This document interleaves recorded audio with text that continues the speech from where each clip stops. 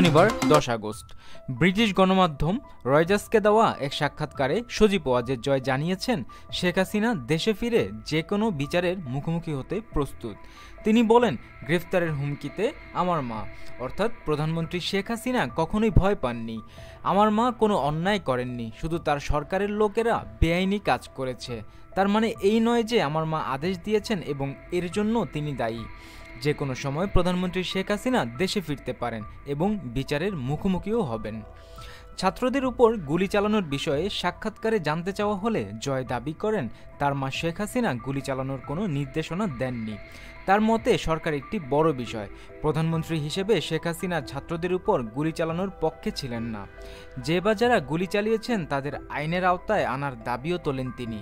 বৈষম্য বিরোধী ছাত্র আন্দোলনের মুখে গত 5 আগস্ট বোন শেখ রেহানাকে নিয়ে দেশ ছেড়ে ভারত চলে যান শেখ হাসিনা। প্রথমে হেলিকপ্টার, পরে সামরিক বিমানে চড়ে আগরতলা হয়ে সেদিন রাতেই দিল্লি পৌঁছান বাংলাদেশের টানা 15 বছরের প্রধানমন্ত্রী। এখনও তিনি সেখানেই আছেন বলে জানিয়েছে রয়টার্স।